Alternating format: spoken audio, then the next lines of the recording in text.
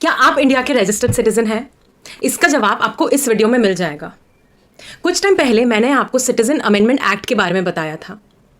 आज मैं आपको एक और कंट्रोवर्शियल एक्ट के बारे में बताती हूँ।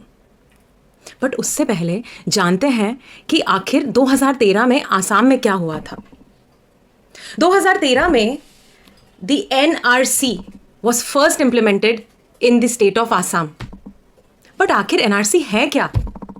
दी एनआरसी यानी नेशनल रजिस्टर ऑफ सिटीजन एक सेंट्रलाइज्ड रजिस्ट्री है जो कि इंडियन गवर्नमेंट मेंटेन करती है to document all legal Indian citizens.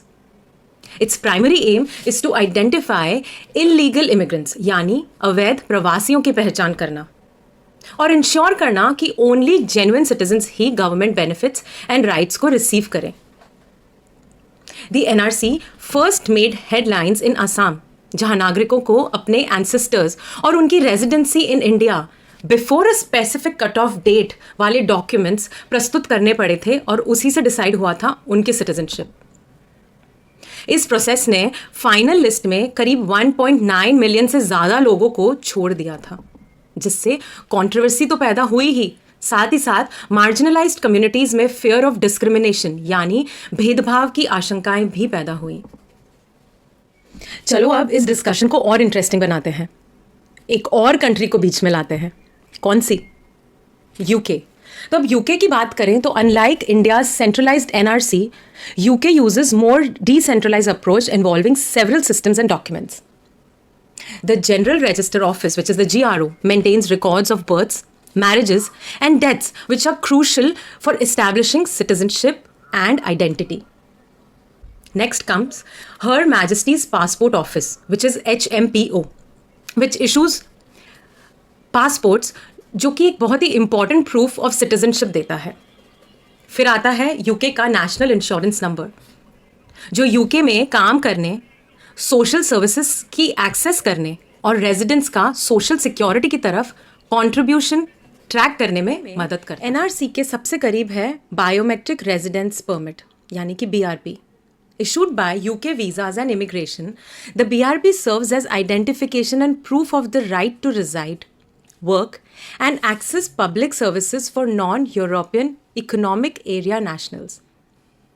जबकि BRP गैर नागरिकों के लिए है, इसका कानूनी निवासियों को डॉक्यूमेंट करने का तरीका एनआरसी जैसा ही है। समानताएं तो देखी, अब चलो थोड़ा विवाद भी देख लेते हैं। The NRC has faced significant criticism for potentially excluding genuine citizens due to inadequate documentation, जिससे भेदभाव और ह्यूमन राइट्स के टॉपिक के बारे में भी चिंता बढ़ गई है। इसके विपरीत यूके का सिस्टम आमतौर पर एक्सेप्ट किया जाता है, but occasionally it faces concerns about data privacy and access to records. Now let's break down some key differences. The NRC's focus is on identifying illegal immigrants and confirming citizenship within India, particularly in states with high migration rates. The UK's approach, on other hand, involves various documents and records without a single unified registry. यही नहीं, the implementation is also different. जबकि NRC requires citizens to submit extensive documentation to prove their ancestry and residency, UK का system इस verification process को थोड़ा different तरह से use करता है। Different agencies and documents like passports, birth certificates etcetera में स्प्रेड कर देता है। बट आप पूछोगे कि कॉन्ट्रोवर्शियल लॉ का क्या हुआ? जी हाँ, वो भी है। The NRC is governed by the provisions of the citizenship act 1955. And not only this, I am leaving the list of acts which has given the power to this registry.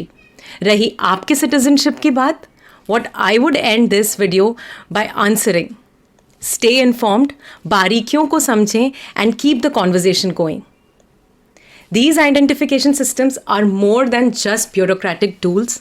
They reflect how we define and protect our communities. Thanks for tuning in.